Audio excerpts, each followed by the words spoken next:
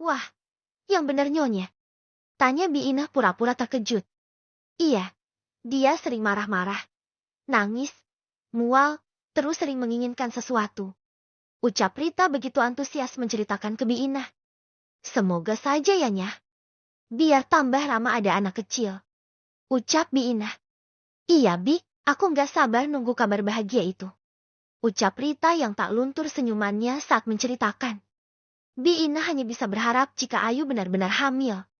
Dia merasa kasihan dengan Rita juga Abraham yang sudah menginginkan kehadiran malaikat kecil.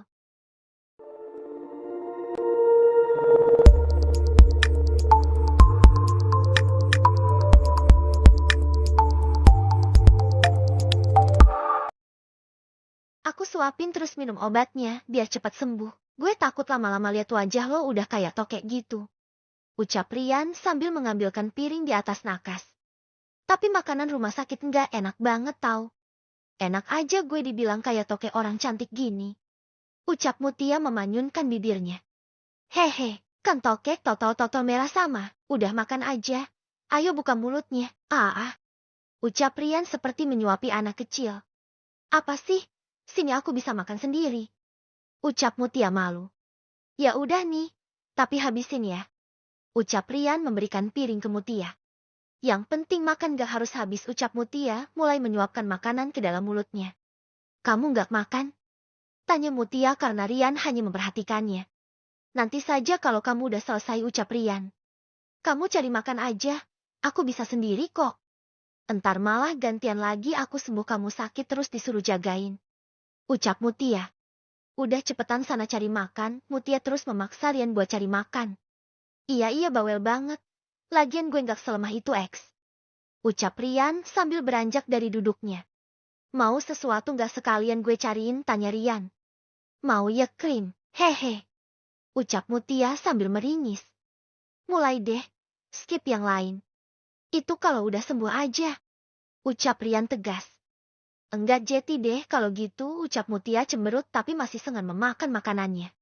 Rian menggelengkan kepalanya. Dia memilih keluar meninggalkan Mutia sendiri yang masih makan. Cuma pingin es krim doang aja nggak boleh, ucap Mutia menggerutu sendirian setelah kepergian Rian. Lagian nggak tiap hari juga lo aku makan, ini udah 3 hari nggak makan, Mutia terus menggerutu. Kamu ikut sekalian ya ke acara ultahnya, ucap Hendy setelah selesai makan.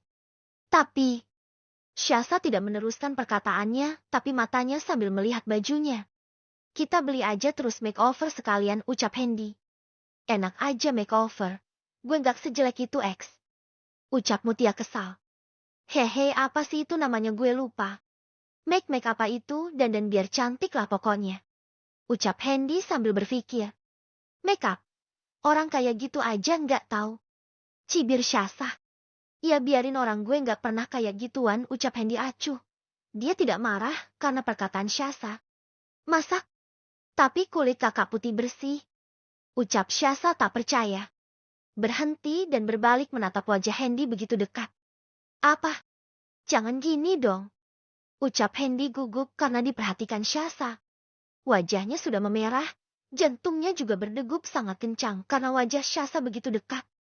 Hendy dan Syasa saat ini sedang berada di toko baju mencarikan hoodie untuk ponakan Hendy. Mereka berada di tempat sepi saat ini karena toko sedang tidak banyak pengunjung. Karena tidak bisa menahan gejolaknya saat melihat bibir Syasa yang mungil itu, Hendy pun langsung saja mengecup bibir itu dengan memegang tengkuk Syasa. Mata Syasa membulat sempurna karena tindakan Hendy, namun setelah Hendy meminta akses untuk masuk ke mulutnya, anehnya Syasa malah membuka mulutnya. Syasa pun memejamkan matanya menikmati lumatan yang diberikan oleh Hendy. Membalasnya meskipun dengan kaku, tapi mereka terhanyut dalam ciuman itu sampai lupa kalau mereka masih di toko pakaian. Maaf. Ucap pegawai perempuan saat ingin menunjukkan hoodie yang Syasa cari tadi. Dia begitu malu melihat Hendy dan Syasa. Syasa pun langsung mendorong Hendy karena malu kepergok pegawai itu. Hendy pun merasa salah tingkah setelah kejadian yang baru saja dia timbulkan. Maaf, ucap Hendy lirih. Ayo kita lihat hoodie-nya tadi. Ucap Syasa yang juga hanya menunduk tidak berani menatap wajah Hendy. Hendy hanya mengikuti Syasa yang berjalan lebih dulu di depannya. Hendy merasa bingung dan begitu canggung. menggaruk tengkuknya yang tidak gatal karena sudah lancang mencium Syasa padahal mereka belum punya hubungan spesial. Ini tuan, ada 3 pilihan warna. Ucap pegawai itu setelah melihat kedatangan Hendy dan Syasa. Pegawai itu sudah mengenal Hendy karena itu butik langganan Abraham. Menurut kamu bagus yang warna apa? Tanya Hendy mencoba berkomunikasi lagi dengan Syasa. Warna biru mungkin yang cerah, tapi nggak terkesan feminim, ucap Syasa memegang hoodie berwarna biru muda. Ya udah bungkus MBK. Terus bantu carikan dia baju buat ke acara ultah. Ucap Hendy ke pegawai itu. Iya tuan, mari nona. Ucap pegawai itu mengajak Syasa. Hendy hanya tersenyum saat Syasa ingin protes. Dia memilih menunggu Syasa sambil duduk di sofa tunggu yang tersedia di butik itu. Sambil memainkan ponselnya melihat email-email yang masuk. Dimanapun tempatnya Hendy selalu bekerja tidak ada libur. Tapi saat libur dia bekerja santai. Gimana kak? Tanya Syasa setelah mencoba pakaian yang dipilih pegawai tadi. Dia agak risih karena belahan dada yang pendek, jadi dia terus menutupi atas dadanya. Ganti-ganti, terlalu terbuka. Ucap Hendy. Yang ini? Tanya Syasa balik lagi setelah berganti pakaian selanjutnya. Enggak cocok terlalu mencolok. Ganti. Ucap Hendy. Ih, kesal banget deh. Biar aku cari sendiri aja MBK. Ucap Syasa lalu memutari dress pendek selutut dan mengambil warna biru dongker. Tidak ada lengannya dan ada aksen mutiaranya. Syasa langsung saja mencobanya karena sudah 5 kali Hendy menyuruhnya berganti pakaian. Ini yang terakhir, kalau Hendy tidak cocok dia memilih pulang tidak ikut. Kak, panggil Syasa saat Hendy terus melihat ponselnya. Hendy pun mengalihkan pandangannya melihat Syasa. Dia begitu terpaku melihat Syasa yang terlihat feminim berbeda dengan biasanya. Bagus, ini MBK untuk pembayarannya. Ucap Hendy memberikan kartu kreditnya ke pegawai itu. Pegawai itu pun menerimanya dan pergi menuju ke kasir. Beneran ini bagus? Tanya Syasa lagi. Iya, terlihat dewasa karena lebih feminim. Ucap Hendy tersenyum.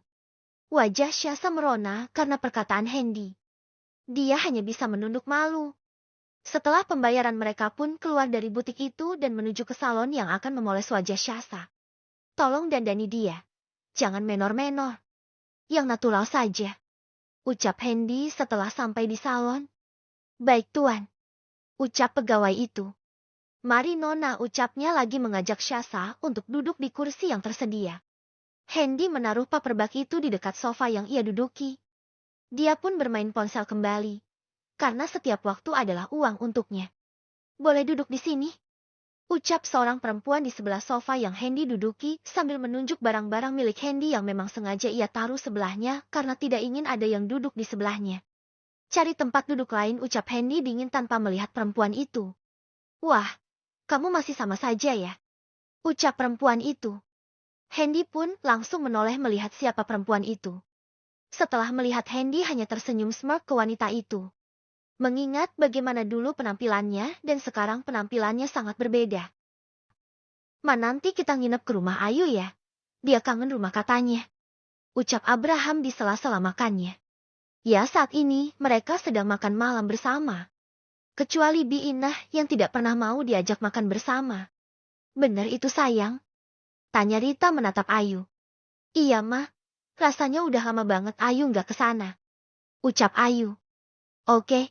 Mama antar kalian. Sebelum Ayu dinyatakan lulus, Mama harus jadi bodyguard kalian karena gak ingin ada gosip yang tidak sedap. Ucap Rita. Iya Ma, ucap Abraham dan Ayu bersamaan.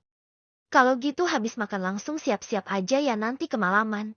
Biar aku aja yang nyetir. Kalau manggil Meng Dadang kasihan harus bolak-balik.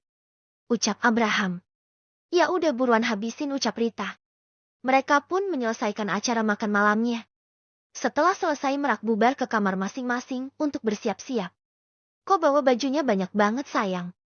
Tanya Abraham sambil menghampiri Ayu yang menata bajunya di tas. Aku pingin di sana seminggu kak. Sebenarnya Ayu lebih nyaman tinggal di sana. Tapi kakak pasti. Ayu tidak melanjutkan ucapannya karena tidak enak dengan Abraham. Haftit. Untuk sesaat Abraham menghembuskan nafasnya. Aku bukannya nggak mau atau nggak betah kalau tinggal di sana. Tapi karena status kita sayang. Kamu bisa ngerti kan? Nanti kalau kamu udah lulus, pasti aku akan mengabulkan keinginanmu mau menetap di sana atau nginep selama 1 tahun tidak masalah. Ucap Abraham lembut. Kakak serius? Tanya Ayu dengan mata berkaca-kaca. Iya sayang, mulai deh. Udah jangan cengeng-cengeng dong. Ucap Abraham sambil mengusap pipi Ayu lembut. Enggak tahu nih mata kenapa selalu baperan sekarang, ucap Ayu menggerutu. Mau aku bantu? Tanya Abraham. Enggak kak udah kok, ucap Ayu lalu menutup tasnya. Kakak bantu bawain aja, ucap Ayu meringis. Enggak disuruh pun aku udah tahu sayang, ucap Abraham tersenyum lalu membawa tas Ayu keluar dari kamar. Abraham menggandeng tangan Ayu keluar dari kamar. Di ruang tamu ternyata Rita sudah menunggunya. Ayo, ajak Abraham. Rita pun berdiri dan dari duduknya. Bi Inah kita berangkat dulu ya, teriak Rita. Bi Inah yang sedang berada di dapur membereskan meja makan pun berlari tergopoh-gopoh ke depan. Iya nyonya. Hati-hati mas non Ayu. Ucapnya. Iya Bi. Assalamualaikum. Ucapnya serempak lalu pergi meninggalkan Bi Inah. Bi Inah mengantarkan sampai depan pintu. Setelah hilang dari pandangannya Bi Inah baru teringat. Astaga, titipan Mas Abraham aku lupa. Ucap Bi Inah sambil menepuk keningnya. Tapi kalau aku kejar terus kasih ke Mas Abraham nanti nyonya tahu lagi. Gimana nih? Ucap Bi Inah bingung. Nggak mau mampir kemana gitu? Atau mau beli apa gitu? Tanya Abraham di perjalanan. Pingin beli jajan, ucap Ayu meringis. Iya, kita mampir minimarket ya. Ucap Abraham tersenyum sambil mengusap kepala Ayu lembut. Mama nggak pingin beli sesuatu? Tanya Abraham karena Rita hanya diam saja. Enggak tahu ya, nanti aja mama ikut. Ucap Rita. Abraham membelokkan mobilnya ke minimarket. Mereka turun dari mobil. Ayu langsung bergelayut manja di lengan Abraham. Abraham hanya tersenyum dengan tingkah istrinya yang terkadang manja terkadang cengeng. Tapi dia mencoba untuk memahami.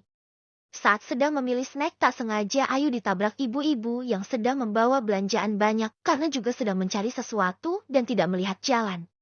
Ah maaf nak maaf ucap ibu itu sambil memungut belanjaannya yang terjatuh yang memang hanya dibawa di tangan tidak memakai keranjang. Enggak apa-apa bu, biar saya bantu. Ayu menaruh belanjaan ibu itu di dalam keranjangnya yang kebetulan masih kosong. Jangan nak biar ibu pegang saja ucap ibu itu. Enggak apa-apa ibu pakai saja, saya bisa ambil lagi. Ucap Ayu tersenyum. Saat ingin mengambil satu barang yang tak sengaja mereka mengambil bersamaan. Ibu itu terpaku sejenak melihat tanda bekas jahitan di tangan Ayu. Dia langsung memperhatikan wajah Ayu dengan seksama. Matanya begitu mirip dengan suami dan anaknya pertama. Bu ibu baik-baik saja? Tanya Ayu karena ibu itu hanya bengong memperhatikan wajah Ayu. Ah, tidak apa-apa nak. Terima kasih. Nama kamu siapa nak? Tanya ibu itu. Nama saya Cynthia Ayu bu. Biasa dipanggil Ayu. Ibu beneran tidak apa-apa. Wajah ibu terlihat pucat. Ucap Ayu terlihat khawatir memperhatikan wajah ibu itu. Nggak apa-apa nak. Kenalin nama ibu Julie. Ucap Julie hanya memperkenalkan nama depannya saja tanpa embel-embel nama Atmaja. Oh, senang berkenalan dengan ibu. Kalau begitu saya permisi dulu ya bu. Ucap Ayu berjalan terlebih dahulu meninggalkan Julie yang masih mematung di tempatnya. Apa ya hanya sama? Tapi tanda di tangannya sangat mirip dengan luka yang anakku miliki dulu dan matanya sangat mirip dengan Mas Ridwan. Gumam Julie.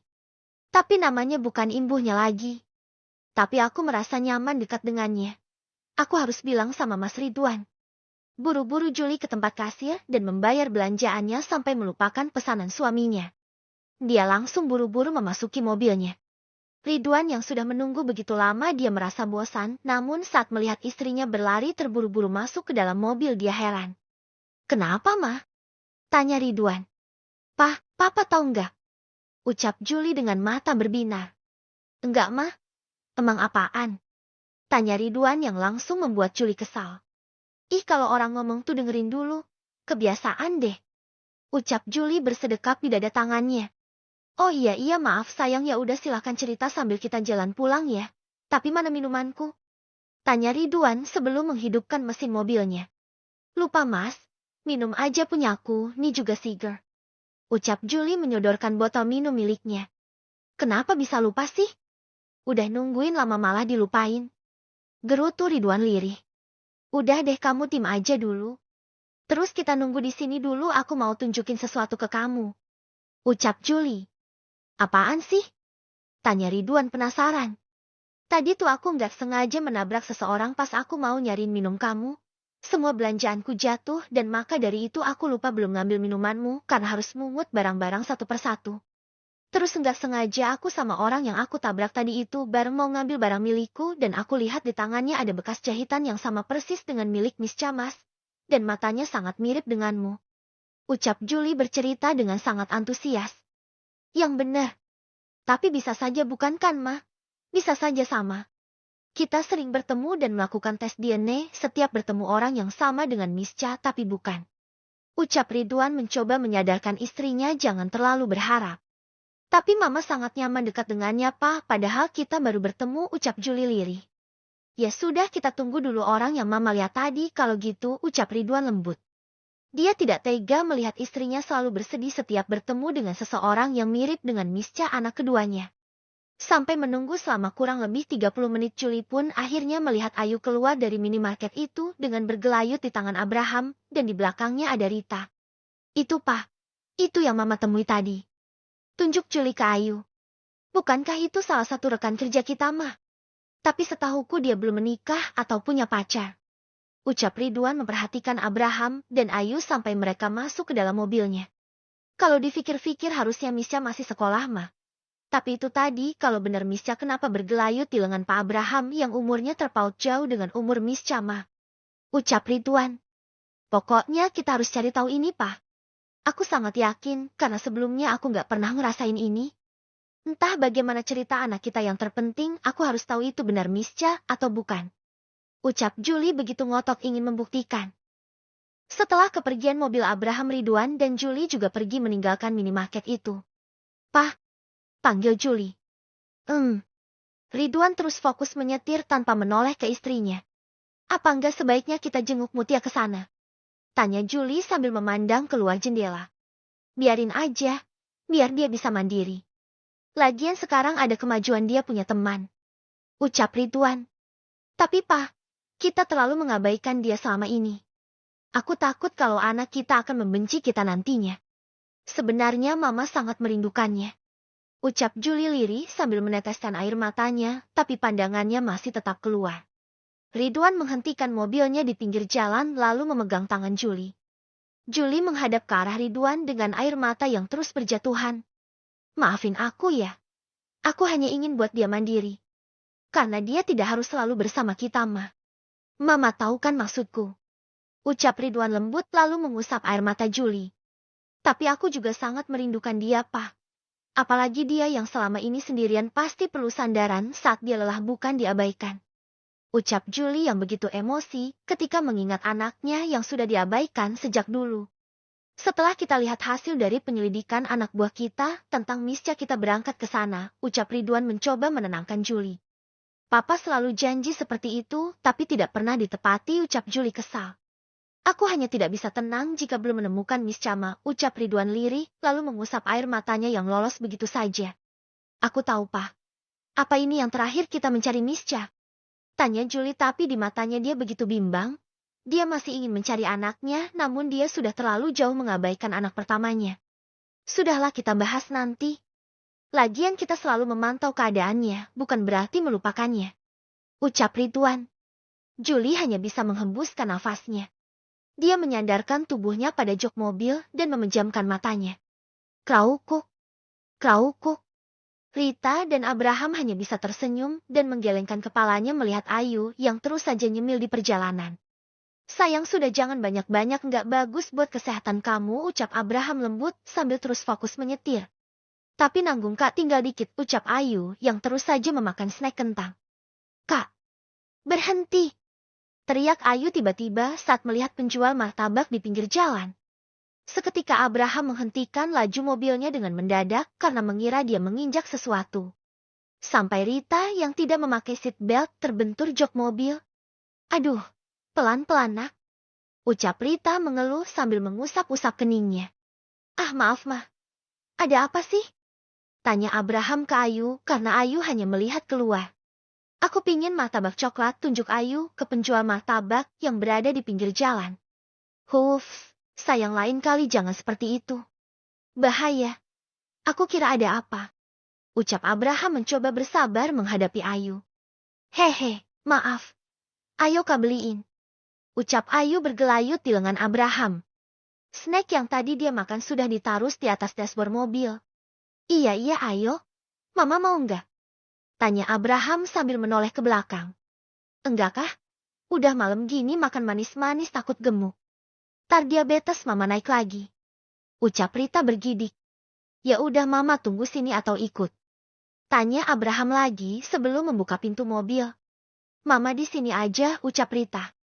Ayu yang sudah tidak sabaran keluar lebih dulu dari mobil dan menuju ke penjual martabak itu. Abraham yang melihatnya hanya bisa geleng-geleng kepala. Pak pesen martabaknya 2,1 rasa coklat.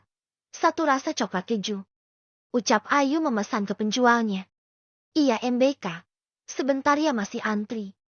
MBK duduk dulu saja. Ucap penjual itu memberikan bangku ke Ayu sambil tersenyum manis.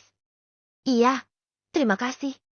Ucap Ayu lalu duduk tepat di samping penjual itu. Sang penjual curi-curi pandang ke Ayu. Ayu yang juga tahu penjualannya curi-curi pandang, dia begitu risih.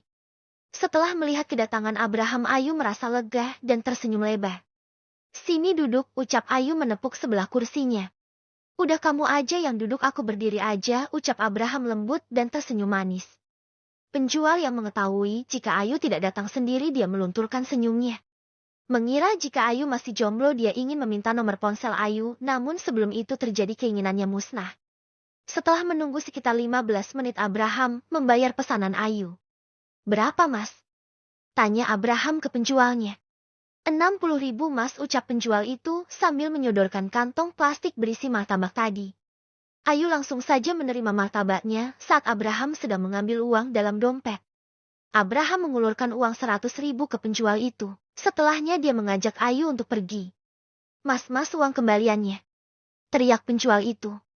Buat masnya saja, ucap Abraham tersenyum. Makasih mas, ucap penjual itu. Abraham hanya mengangguk dan masuk ke dalam mobil mengikuti Ayu. Ayu di dalam mobil sudah tidak sabar ingin cepat memakannya. Namun dia sadar ada Rita yang sedang menatapnya dari belakang. Mama mau? Tanya Ayu menyodorkan kotak martabak itu. Rita yang mencium bau yang sangat wangi dan terlihat menggiurkan menelan ludahnya kasar.